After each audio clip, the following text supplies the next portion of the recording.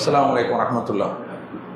அல்ஹம்துலில்லாஹ் அல்ஹம்துலில்லாஹி ரப்பில் ஆலமீன் வஸ்ஸலாத்து வஸ்ஸலாமு அலா ரசூலில் அமீன் நபீனா முஹம்மத் வ அலா ஆலிஹி வ ஸஹ்பிஹி அஜ்மஈன். அன்பார்ந்த சகோதரர்களே, அல்லாஹ்வுடைய பேரருளால் அவனுடைய கடமையை நிறைவேற்றிவிட்டு அவனுடைய வார்த்தைகளை செவியேற்பதற்காக நாம் எல்லாம் இங்கு அமர்ந்திருக்கிறோம். எல்லாம் அல்ல அல்லாஹு ஜல்லஷானு தஆலா நாம் அனைவருக்கும் அவனுடைய மார்க்கத்தை புரிந்து அதன்படி நடப்பதற்கு அருள் செய்வானாக. பயணத்தினுடைய ஒழுங்குகளை நாம் பார்த்து வருகிறோம். இதுவரை 4 ஒழுங்குகளை நாம் பார்த்திருக்கிறோம்.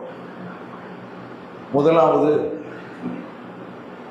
பயணம் செல்பவர் தன்னுடைய நெருங்கிய உறவினர்களிடம், நண்பர்களிடம், அக்கம்பக்கத்து வீட்டில் இருக்கும் அண்டை வீட்டாரிடம் பயணம் சொல்லிவிட்டு புறப்படுவதில் தவறில்லை. அவர்கள் நமக்கு பிரார்த்தனை செய்யலாம் என்பதற்காக. 2வது, இந்த நேரத்தில் நம்மிடம் பயணம் சொல்லி வரக்கூடியவருக்கு 2 விதமான பிரார்த்தனைகளை நாம் செய்யலாம். ஒன்று, அஸ்தௌதிஉல்லாஹ தீனக வ அமானதக வ ஹவாத்திம அமலிக. உன்னுடைய தீனையும் உன்னுடைய அமானத் எனும் பொருட்களையும் உன்னுடைய பணியின் முடிவுகளையும் நான் அல்லாஹ்விடம் ஒப்படைக்கிறேன் அப்படிங்கிறது ஒரு பிரார்த்தனை. இன்னொன்று, அல்லாஹ் இந்த பயணத்தில் உனக்கு இறையச்சத்தை வழித்துணை சாதனமாக தருவானாக. ஸவ்வதக்கல்லாஹு தக்வா வ கஃபர தம்பக். உனது பாவத்தை மன்னித்தருவானாக. ஒ யஸ்ஸரலக்கல் ஹைர ஹைஃபுமா குந்த். நீ எங்கிருந்த போதிலும் நன்மைக்கு உமக்கு இலகுவாக்கி தருவானாக என்று மற்றொரு துவா. இது 2வது ஒழுங்கு. 3வது, ஒரு நல்ல துணையுடன், அதாவது நன்மைக்கு உதவியாக இருக்கக்கூடிய நல்ல துணையோடு பயணம் செல்வது நல்லது. அதில் அக்கறை எடுத்துக்கொள்ள வேண்டும் அப்படின்னு சொல்லி 3வது ஒழுங்காக நம்ம சொன்னோம். 4வதாக சொன்னோம், வாகனத்தில் ஏறி அமர்ந்தவுடன் பயணத்தினுடைய துவாவை நம்ம ஓதிக்கொள்ளணும் என்று சொன்னோம். இப்போ 5வது என்னங்கிறத இப்போ நம்ம பார்க்க போகிறோம். 5வதாக, நாம் பயணம் செல்கின்ற போது வழியில் உயரமான இடங்களில் ஏற வேண்டியது வரும், தாழ்வான இடங்களில் இறங்க வேண்டியது வரும். இது மாதிரியான சந்தர்ப்பங்கள் வரும்போது உயரமான இடத்துல ஏறும்போது தக்பீர் சொல்ல வேண்டும், அல்லாஹு அக்பர் என்று சொல்லிக்கொள்ள வேண்டும். லா இலாஹ இல்லல்லாஹ் என்பதை சேர்த்து சொன்னாலும் தவறில்லை, அதுக்கும் ஆதாரம் இருக்கிறது. அல்லாஹு அக்பர், லா இலாஹ இல்லல்லாஹ் 2ஐயும் சொல்லலாம். தாழ்வான இடத்துல நாம் இறங்கும் போது நாம் சுபஹானல்லாஹ் என்று தஸ்பீஹ் செய்ய வேண்டும், சுபஹானல்லாஹ் என்று சொல்ல வேண்டும். நபிகள் நாயகம் ஸல்லல்லாஹு அலைஹி வஸல்லம் அவர்களுடைய பயணத்தை பற்றி ஜாபிர் ரலியல்லாஹு அன்ஹு அவர்கள் அறிவிக்கிறார்கள். நாங்கள் நபி ஸல்லல்லாஹு அலைஹி வஸல்லம் அவர்களுடன் பயணத்தில் இருந்தபோது நாங்கள் உயரமான இடத்திலே ஏறும்போது தக்பீர் சொல்வோம், தாழ்வான இடத்திலே நாங்கள் இறங்கும் போது சுப்ஹானல்லாஹ் என்று தஸ்பீஹ் சொல்வோம் என்று ஜாபிர் ரலியல்லாஹு அன்ஹு அவர்கள் அறிவிக்கிறார்கள். இந்த செய்தி சஹீஹ் புகாரியில் பதிவு செய்யப்பட்டிருக்கிறது. சஹீஹ் முஸ்லிமினுடைய மற்றொரு அறிவிப்பிலே, நாங்கள் நபிகள் நாயகம் ஸல்லல்லாஹு அலைஹி வஸல்லம் அவர்களுடன் ஒரு பயணத்தில் இருந்தோம். இது அபூ மூஸா அல் அஷ்அரி ரலியல்லாஹு அன்ஹு அவர்கள் சொல்லி காட்டுகிறார்கள். நாங்கள் நபிகள் நாயகம் ஸல்லல்லாஹு அலைஹி வஸல்லம் அவர்களுடன் ஒரு பயணத்தில் இருந்தோம். அப்போது நாங்கள் ஒரு பள்ளத்தாக்கிலே நாங்கள் ஏறும்போது லா இலாஹ இல்லல்லாஹ் என்றும் அல்லாஹு அக்பர் என்றும் நாங்கள் சொல்லிக் கொண்டோம். அதன் மூலம் நாங்கள் எங்களுடைய குரல்களை உயர்த்தி நாங்கள் சொன்னோம் அப்படின்னு அபு முஸா அஷ்அரி ரலியல்லாஹு அன்ஹு அவர்கள் சொல்லுகிறார்கள். அப்போது நபிகள் நாயகம் ஸல்லல்லாஹு அலைஹி வஸல்லம் அவர்கள் எங்களை பார்த்து சொன்னார்கள், ஐயுஹன்னாஸ், மனிதர்களே, இர்பஉ அலா அன்ஃபுசிக்கும், நீங்கள் மெதுவாக சொல்லுங்கள், உங்களுக்குள்ளே சொல்லுங்கள். ஃபைன்னக்கும் லா ததுஊன அஸம் வலா காயிபா, நீங்கள் செவுடனையோ அல்லது எங்கோ ஒளிந்து கொண்டிருப்பவனையோ நீங்கள் அழைக்கவில்லை. இன்னஹு மஅக்கும், அவன் உங்களோடு இருக்கிறான். இன்னஹு ஸமீஉன் கரீப், அவன் யாவற்றையும் செவியேற்றுக் கொண்டிருக்கிறான், அவன் அருகில் இருக்கிறான் அப்படின்னு சொல்லி நபிகள் நாயகம் ஸல்லல்லாஹு அலைஹி வஸல்லம் அவர்கள் எங்கள்கிட்ட சொன்னாங்க என்று அபு முஸா அஷ்அரி ரலியல்லாஹு அன்ஹு அவர்கள் அறிவிக்கிறார்கள். சஹீஹ் முஸ்லிம்ல இந்த ஹதீஸ் பதிவு செய்யப்பட்டிருக்கிறது. அப்போ இந்த தக்பீர் சொல்லும்போது நம்ம என்ன செய்யணும்? நமக்குள்ள நாம சொல்லிக்கொள்ளணும். அல்லாஹு அக்பர் மேலே ஏறும்போது அல்லாஹு அக்பர் அல்லாஹு அக்பர் அப்படின்னு சொல்லிட்டு ஏறுறதா? அப்படி ஏறக்கூடாது. அல்லது தாழ்வான போதில் இறங்கும்போது சத்தம் போட்டு சுபான் அல்லா அப்படின்னு சொல்றதா? சத்தம் போட்டுலாம் சொல்லக்கூடாது. நமக்குள்ள நாம சொல்லிக்கணும். அல்லாஹு அக்பர்னு நமக்கு கேட்குற மாதிரி நம்ம சொல்லிக்கணும். நம்மளுடைய மனசுல சொல்லிக்கணும். சுபான் அல்லான்னு சொல்லி நம்ம மனசுக்குள்ள சொல்லிக்கணும். இதைத்தான் நபிகள் நாயகம் ஸல்லல்லாஹு அலைஹி வஸல்லம் அவர்கள் அப்படி சொல்றாங்க. அவங்க சத்தமிட்டு சொல்லும் போது என்ன செய்யறாங்க? தடுக்கிறாங்க. நீங்க என்ன சத்தம் போடுறீங்க? உங்களுக்குள்ளே நீங்க சொல்லுங்க. நீங்க என்ன செவுடனையா அழைக்கிறீங்க? எங்கோ ஒளிந்து கொண்டு இருக்கிறவனையா நீங்க அழைக்கிறீங்க? அவன் உங்க பக்கத்துல இருக்கிறாங்க, அவன் எல்லாவற்றையும் கேட்டுக்கொண்டு இருக்கிறாங்க, ஏன் சத்தம் போடுறீங்க அப்படின்னு நபிகள் நாயகம் ஸல்லல்லாஹு அலைஹி வஸல்லம் அவர்கள் காரண காரியத்தோடு என்ன செய்யறாங்க? கண்டிக்கிறாங்க. அப்போ இந்த ஹதீஸ் நமக்கு ஒரு பாடத்தையும் சொல்லி தருகிறது. இன்னைக்கு திக்ரு என்ற பெயர்ல ஹல்கா அப்படின்னு சொல்லி என்ன செய்யறாங்க? ஒரு திக்ரை அறிமுகப்படுத்தி இருக்கிறாங்க. ஹல்கா, சத்தம் போட்டு திக்ரு வச்சிருக்கு. அல்லாஹு அக்பர் அல்லாஹு அக்பர் லா இலாஹ இல்லல்லாஹ் அல்லாஹு அல்லாஹ் அல்லாஹு அல்லாஹ் அப்படின்னு சத்தம் போட்டு திக்ரு செய்யக்கூடிய ஒரு மஜ்லிஸை இன்னைக்கு உருவாக்கி வச்சிருக்கிறாங்க. நம்ம பார்க்கிறோம். ஹல்கான்னு சொல்றாங்க. அதை வந்து சில வீடுகளில் நடத்துகிறாங்க. குறிப்பாக வந்து அன்சாரி மாசால அது வந்து பிரபலமான ஒரு ஹல்கா. அதை அவங்க என்ன செய்கிறாங்க? அவங்களே என்ன செய்கிறாங்க? பல்வேறு வீடுகளில் போய் அதை நடத்தவும் செய்கிறாங்க. இது வந்து கூடுமா? இது கூடாது. நபிகள் நாயகம் ஸல்லல்லாஹு அலைஹி வஸல்லம் அவர்கள் சொல்லிட்டாங்களே, எதுக்கு சத்தம் போடுறீங்க? அல்லா அல்லான்னு எதுக்கு சத்தம் போடுறீங்க? மெதுவாக சொல்லுங்களேன். அவன் என்ன வந்து செவுடனாம அப்படின்னு கேட்குறாங்களா இல்லையா? அப்போ நறுக்கு சுருக்குன்னு என்ன செய்கிறாங்க? நபிகள் நாயகம் ஸல்லல்லாஹு அலைஹி வஸல்லம் அவங்க கேட்குறாங்க. இப்போ இந்த அடிப்படையில் இது மாதிரியான திக்ருகளை எல்லாம் நம்ம தவிர்க்கணும். இது வந்து தவறான ஒரு வழிகாட்டுதல். இதை தவிர்க்கணும். அதே போல லைலத்துல் கத்ர் என்கிற பெயர்ல பள்ளிவாசல்கள் என்ன செய்யறாங்க?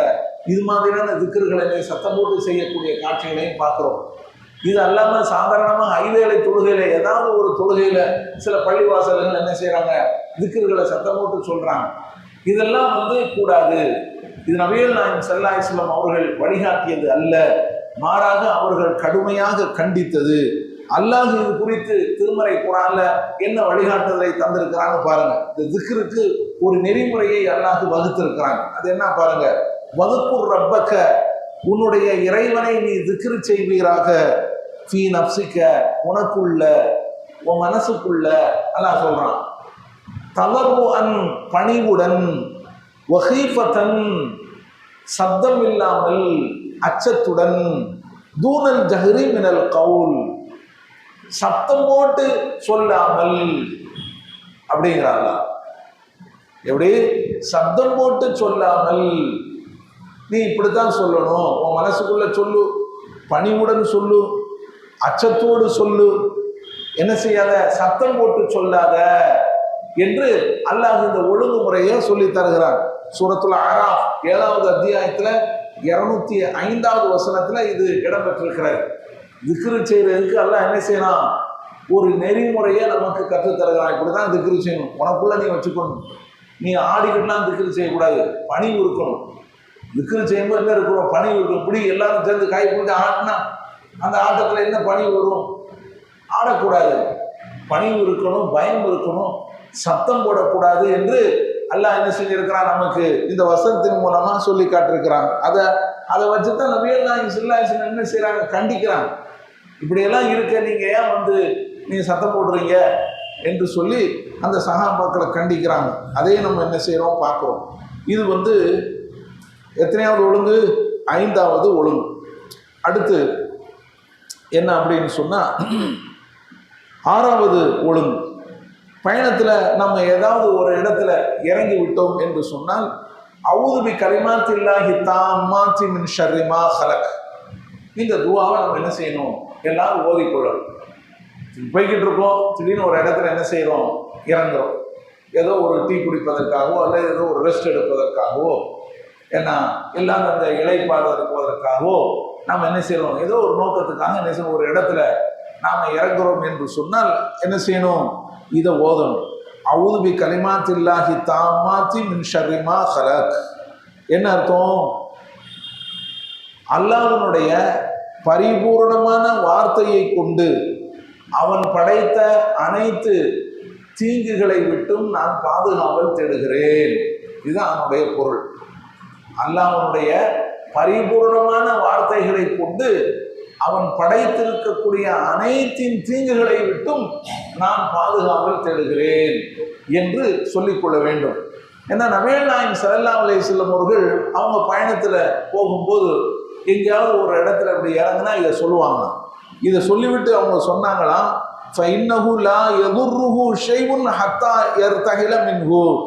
யாரேனும் ஒருவர் பயணத்தில் ஒரு இடத்தில் இறங்கி இந்த வார்த்தையை கூறுவாராயானால் அவர் அந்த இடத்தில் இருந்து திரும்பி செல்லும் வரை, அந்த இடத்தில் இருந்து அவர் விலகும் வரை அவருக்கு எந்த ஒன்றும் இடைஞ்சலை அளிக்காது, கெடுதி அளிக்காது, எந்த ஒரு தீங்கும் அவருக்கு ஏற்படாது அப்படின்னு சொல்லி நபிகள் நாயகம் ஸல்லல்லாஹு அலைஹி வஸல்லம் சொல்லியிருக்கிறார்.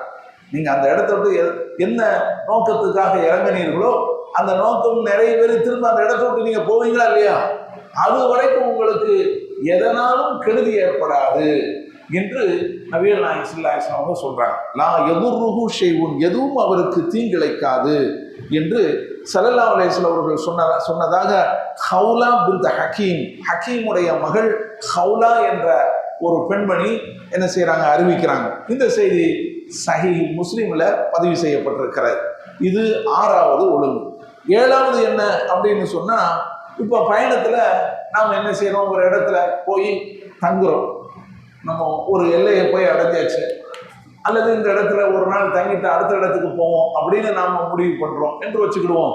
இப்போ ஒரு இடத்துல நாம் என்ன செய்யறோம்? தங்குகிறோம் என்று சொன்னால் குடும்பமா போயிருக்கோம். 2 ஃபேமிலி 3 ஃபேமிலி அந்த மாதிரி என்ன செய்வோம்? குடும்பமா போயிருக்கும் போது ஒரு இடத்துல தங்க வேண்டியது வந்தால் நம்ம என்ன செய்யணும்? ஒரு காட்டுலையோ அல்லது ஒரு தோப்புலையோ அல்லது வேற ஏதாவது ஒரு பள்ளத்தாக்குலையோ தங்க வேண்டியது வந்துன்னு சொன்னா அங்கே பிரிந்து போயிடக்கூடாது. ஒரே இடத்துல பக்கத்துல எல்லாரும் இருந்துக்கிடணும். ஏன்? ஒருவர் உதவியாக இருந்து கொள்ளலாம். ஏதாவது ஆபத்து வந்தா என்ன செய்யலாம்? அதன் மூலம் தடுத்து கொள்ளலாம் என்பதற்காக நாம் என்ன செய்யக்கூடாது? பிரிந்து போகக்கூடாது. அந்த இடங்களெல்லாம் பார்க்கணும். நாங்கள் அங்கே போய் தங்கி இருக்கிறோம், நாங்கள் இங்கே போய் தங்கி, நீ இங்கே இருக்க, நாங்கள் அங்கே இருக்கிறோம் அப்படின்னு சொல்லி தூரமா என்ன செஞ்சிடக்கூடாது? போய்விடக்கூடாது. அது ஒருவர் கூட உதவி கொள்வதற்கு அது சிரமமா இருக்கும்.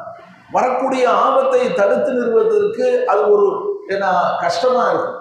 அதனால தான் நம்ம என்ன செய்யணும்? ஒரு இடத்துல நம்ம தங்க வேண்டிய நிலைமை வரும்போது சேர்ந்த மாதிரி பக்கத்துல இருக்கிற மாதிரி நாம தங்கி கொள்ளணும் அப்படின்னு சொல்லி ஒரு ஒழுங்கை நம்ம என்ன செய்யறோம்? சொல்றோம். இது நபிகள் நாயகம் ஸல்லல்லாஹு அலைஹி வஸல்லம் அவர்களுடைய பயணத்துல அவங்க சொல்றாங்க. என்ன அப்படின்னு சொன்னா, அபூ ஸஅலபா ரலியல்லாஹு அன்ஹு அவர்கள் அறிவிக்கக்கூடிய ஒரு செய்தி. நபிகள் நாயகம் ஸல்லல்லாஹு அலைஹி வஸல்லம் அவர்களுடன் நாங்கள் ஒரு பயணத்தில் இருந்திருக்கிறோம். அப்போ ஒரு இடத்துல நபி ஸல்லல்லாஹு அலைஹி வஸல்லம் அவர்கள் இறங்கி அங்கு முகாமிட்டார்கள் என்று சொன்னால் மக்கள் நபி ஸல்லல்லாஹு அலைஹி வஸல்லம் அவர்கள் அப்படியே ஒரு இடத்துல விட்டுட்டு அப்படியே என்ன செஞ்சிருவாங்க? பிரிந்து போயிடுவாங்க. அங்கே இருக்கக்கூடிய பள்ளத்தாக்குகள்லையே அங்கே இருக்கக்கூடிய இடங்கள்ல பிரிந்து அவர்கள் சென்று விடுவார்கள். அப்ப நபி ஸல்லல்லாஹு அலைஹி வஸல்லம் அவர்கள் சொன்னாங்க, இன்ன தஃபர்ரகுக்கும் ஃபிஷ்ஆப், நீங்கள் இவ்வாறு இந்த இடங்களில் பிரிந்து செல்வது இருக்கிறதே, இன்னமா தாலிக்கும் ஷைத்தான், இது ஷைத்தானுடைய செயல், இது ஷைத்தானிடமிருந்து ஏற்படக்கூடியது அப்படின்னு சொல்லி நபிகள் நாயகம் ஸல்லல்லாஹு அலைஹி வஸல்லம் அவர்கள் என்ன செய்யறாங்க? கண்டிக்கிறாங்க. நீங்க இந்த மாதிரி என்ன செய்யாதீங்க, போகாதீங்க, அங்கே பிரிஞ்சு போகாதீங்க இப்படி போவது இது ஷைத்தானுடைய செயல் அப்படின்னு சொல்றாங்க. ஷைத்தானிடமிருந்து இது ஏற்படுகிறது அப்படின்னா என்ன? அப்ப அதுல ஆபத்து தானே இருக்கும், அதுல கெடுதி தானே இருக்கும். கண்டிப்பா அதுல என்ன செய்யும், கெடுதி இருக்கும். அதனால நபிகள் நாயகம் ஸல்லல்லாஹு அலைஹி வஸல்லம் அதை சொல்றாங்க. அதன் பிறகு சஹாபாக்கள் பயணத்துல பயணம் மேற்கொண்டால் இந்த மாதிரி என்ன செய்ய மாட்டாங்க, பிரிந்து போக மாட்டாங்க. ஒருவரோடு இணைஞ்சுதான் என்ன செய்வாங்க, உட்காருவாங்க. எந்த அளவுக்கு என்று சொன்னால் ஒரு பெரிய போர்வையை அதை அவங்க சொல்லி காட்டுறாங்க, இலக்கியமா சொல்லி காட்டுறாங்க. எந்த அளவுக்கு அவங்க அக்கம் பக்கமா இருப்பாங்க என்று சொன்னால், ஒரு பெரிய போர்வையை போட்டா எல்லாரும் சேர்ந்து அதில் உட்காந்துக்கலாம். அந்த அளவுக்கு நாங்கள் நெருக்கமா இருந்துக்கிட்டோம் அப்படின்னு சொல்லி அதை என்ன செய்யறாங்க, அதை மிகைப்படுத்தி சொல்லி காட்டுறாங்க. இந்த செய்தி முஸ்னத் அஹ்மதுல என்ன செய்து பதிவு செய்யப்பட்டிருக்கிறார். அதே போல அபூதாவுதுலையும் இது இருக்கிறார். இதே மாதிரி ஒரு சம்பவம் நபிகள் நாயகம் ஸல்லல்லாஹு அலைஹி வஸல்லம் அவர்களுடைய பயணத்துல ஒரு நிகழ்வு ஏற்பட்டிருக்கிறது. என்ன அப்படின்னு சொன்னா, இது உங்களுக்கு தெரிஞ்ச ஒரு சம்பவமா தான் இருக்கும். என்ன, ஜாபிர் ரலியல்லாஹு அன்ஹு அவர்கள் அறிவிக்கிறார்கள், நபி ஸல்லல்லாஹு அலைஹி வஸல்லம் அவர்களுடன் நாங்கள் ஒரு போருக்கு புறப்பட்டிருந்தோம். நஜ்து தேசத்தின் பக்கம் நஜ்து தேசத்தின் பக்கம் ஒரு போருக்காக நபிகள் நாயகம் ஸல்லல்லாஹு அலைஹி வஸல்லம் அவர்களுடன் புறப்பட்டோம். பிறகு அங்கிருந்து நாங்கள் திரும்பி வருகின்ற வழியில எங்களுக்கு பகல் தூக்கம் எங்களை மிகைத்தது. தூங்கணும் போல இருக்குது. பயணத்தினுடைய இந்த களைப்புல பகல் நேரத்தில் தூங்குவாங்கல்ல, அதுக்கு கைலூலான்னு சொல்லுவாங்க அரபியில. பகல் நேர தூக்கத்துக்கு கைலூலா அப்படின்னு சொல்லுவாங்க. இந்த கைலூலா என்ற உறக்கம் எங்களை தழுவியது. எங்களுக்கு தூக்கம் வர்ற மாதிரி இருந்துச்சு. அப்போ நாங்கள் என்ன செய்யறோம் அப்படின்னு சொன்னா, ஒரு அதிகமான மரங்கள் இருக்கக்கூடிய ஒரு பள்ளத்தாக்கில் நாங்கள் இறங்கணும். நபிகள் நாயகம் ஸல்லல்லாஹு அலைஹி வஸல்லம் அவர்கள் ஒரு இடத்துலையும், மக்கள் எல்லோரும் என்ன செய்யறாங்க, வேறு வேறு இடங்கள்லையும் பிரிஞ்சு போயிட்டாங்க. அவங்களுக்கு தோதுவான நிழல் தரக்கூடிய அந்த மரத்தை தேடி மக்கள் எல்லோரும் என்ன செய்யறாங்க, பிரிஞ்சு போயிட்டாங்க. நபி ஸல்லல்லாஹு அலைஹி வஸல்லம் அவர்களும் ஒரு மரத்தடி கீழே உட்கார்ந்து அந்த மரத்துல தங்களுடைய ஆயுதத்தை, தங்களுடைய வாளை அப்படி தொங்க போட்டு அவங்களும் என்ன செஞ்சுட்டாங்க, தூங்கிட்டாங்க. எல்லாருமே தூங்கிட்டோம். திடீர்னு நபிகள் நாயகம் ஸல்லல்லாஹு அலைஹி வஸல்லம் அவர்களுடைய குரல் எங்களுக்கு கேட்டுச்சு. எங்களை அவங்க என்ன செய்யறாங்க, கூப்பிடுறாங்க அப்படின்னு சொல்லி அந்த நபி ஸல்லல்லாஹு அலைஹி வஸல்லம் அவர்களுடைய குரல் கேட்ட உடனே நாங்கள் என்ன செஞ்சோம், விழித்து வேகமாக அங்கே போனோம். போய் பார்த்தாங்க, பக்கத்துல ஒரு ஆளு, நபி ஸல்லல்லாஹு அலைஹி வஸல்லம் அவர்கள் பக்கத்துல ஒரு கிராமவாசி உட்கார்ந்து இருக்கிறார். அப்போ என்ன ஏதுன்னு நபிகள் நாயகம் ஸல்லல்லாஹு அலைஹி வஸல்லம் அவர்கள்ட்ட நாங்கள் விசாரிச்ச போது நபி ஸல்லல்லாஹு அலைஹி வஸல்லம் அவர்கள் சொன்ன செய்தி, இவர் திடீர்னு நான் உறங்கி கொண்டிருக்கும் போது இவர் வந்துட்டாரு. என்னுடைய வாளை எடுத்துக்கொண்டு என்ன செய்யறாரு, என்னை எழுப்பி என்னிடமிருந்து உன்னை காப்பது யார் அப்படின்னு அவர் கேட்டுட்டாரு. இப்ப நான் சொன்ன அல்லாஹ்னு சொன்னேன். பயப்படுறீங்களா அப்படின்னு அவர் கேட்டாரு. எனக்கு என்ன பயம், அல்லாஹ் என்னை காப்பாற்றுவான் அப்படின்னு சொல்லி நான் சொன்னேன். உடனே அவருடைய வாள் என்ன செஞ்சிடுச்சு, அவர் அந்த வாள் கீழே விழுந்துட்டு, பிறகு நான் அதை எடுத்துக்கொண்டு இப்போது உன்னை காப்பாற்றுவார் என்னிடமிருந்து உன்னை காப்பது யார் அப்படின்னு சொல்லி நான் என்ன செஞ்சேன், அப்படி கேட்டேன். உடனே அவர் என்ன சொல்றாரு, குன் க ஹைரி ஆஹிதின், நீங்க நல்ல ஆளாக இருக்கணும் என்று சொல்லித்தான் நான் என்ன செய்யறேன், விரும்புகிறேன், நான் நினைக்கிறேன். நீங்க இந்த வாழை கையில பிடிச்சு வச்சிருக்கிறீங்க, ஏன்னா அது சிறந்த முறையில நீங்க பிடித்து வைத்திருப்பீர்கள் என்று நான் கருதுகிறேன் அப்படின்னு சொல்லி அவர் சொன்னாரு. அப்ப நான் அவர்கிட்ட கேட்டேன், தஷ்ஹது அல்லா இலாஹ இல்லல்லாஹ், வணக்கத்திற்குரிய உண்மையான இறைவன் அல்லாஹ்வை தவிர வேறு யாரும் இல்லை என்பதை நீ நம்புகிறாயா அப்படின்னு கேட்டார். அவர் முஸ்லீம் அல்லாதவரா இருக்கிறார். அப்ப அவரு சொல்றாரு, இல்ல நான் அதை ஏத்துக்கிட மாட்டேன். வலாக்கின்னி வாஹிதுக்க, ஆனாலும் நான் உங்களிடம் ஒரு உடன்படிக்கை தருகிறேன், செய்து கொள்கிறேன். என்ன, அல்லாஹ் உகாத்திலக்கா வலா அகூன மஅ கௌமின் உகாத்திலூனக, உங்களிடம் நான் எந்த சண்டைக்கும் வரமாட்டேன். நீங்கள் எந்த மக்களோடு சண்டைக்கு போகிறீர்களோ அந்த மக்களோடு சேர்ந்தும் நான் என்ன செய்ய மாட்டேன், உங்களுக்கு எதிராக சண்டை போடவும் மாட்டேன். அந்த ஒரு உடன்படிக்கையை வேணா உங்களுக்கு நான் தாரேன் அப்படின்னு அவர் சொன்ன உடனே சல்லா சபீல நபிகள் நாயகம் ஸல்லல்லாஹு அலைஹி வஸல்லம் அவரை விட்டுட்டாங்க. இதுதான் நடந்தது அப்படின்னு சொல்லி சொல்றாங்க. இப்போ சஹாபாக்கள் அவரை என்ன செய்யறாங்க, கடுமையா சத்தம் போட்டாங்க என்று ஹதீஸ்ல வருது. ரெண்டு ஹதீஸையும் இணைச்சு நான் சொல்லியிருக்கேன். ஒரு ஹதீஸ்ல உள்ள தகவல், இன்னொரு ஹதீஸ்ல உள்ள கூடுதல் தகவல், இதையெல்லாம் சேர்த்து நான் சொல்லியிருக்கிறேன். இது சஹீஹுல் புகாரிலையும் இருக்கிறது, முஸ்னத் அஹ்மதுலையும் இது பதிவு செய்யப்பட்டிருக்கிறது. புகாரில கொஞ்ச அளவு இருக்கிறது, முஸ்னத் அஹ்மதுல நான் கடைசியா சொன்ன விஷயங்கள், அவர் இஸ்லாத்தை நான் தழுவ மாட்டேன்னு சொன்னது, இதெல்லாம் முஸ்னத் அஹ்மதுல கூடுதல் விஷயமாக பதிவு செய்யப்பட்டிருக்கிறது. அப்போ இப்படியெல்லாம் என்ன ஒரு அதாவது பயணத்துல இதெல்லாம் நடந்து போயிடும். இப்ப நபிகள் நாயகம் ஸல்லல்லாஹு அலைஹி வஸல்லம் அவர்களுடைய உயிருக்கு ஒரு ஆபத்து வந்துட்டா இல்லையா, இது யாரு பொறுப்பு? அல்லாஹ் அவங்களை காப்பாற்றுவார், வேற விஷயம். அல்லாஹ் அவங்களுக்கு சொல்லி இருக்கிறான், என்ன வாக்குறுதி கொடுத்திருக்கிறார்ல, அது வேற விஷயம். ஆனால் படை வீரர்களுக்கு ஒரு பொறுப்புன்னு ஒண்ணு இருக்குதா இல்லையா? தன்னுடைய படைத்தலைவரை நாம் என்ன செய்யணும்? பாதுகாக்கணும், அவங்களுக்கு எந்த இடைஞ்சல் வராம காப்பாற்றணும் அப்படிங்கிற ஒண்ணு இருக்குதா இல்லையா? இவங்க பேசாம விட்டுட்டு அவங்களே தனித்தனியா போக ஆரம்பிச்சுட்டாங்க, அவங்களுக்கு இஷ்டப்பட்ட இடத்துல தங்க ஆரம்பிச்சுட்டாங்களே இல்லையா? இந்த மாதிரியான ஒரு சூழ்நிலை வரக்கூடாது.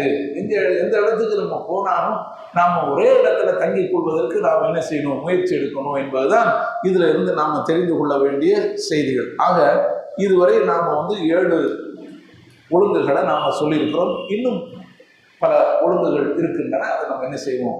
அடுத்த அமர்வுல பார்ப்போம். வாசுதவான அல்ஹம்துலில்லாஹ் ரப்பில் ஆலமீன்.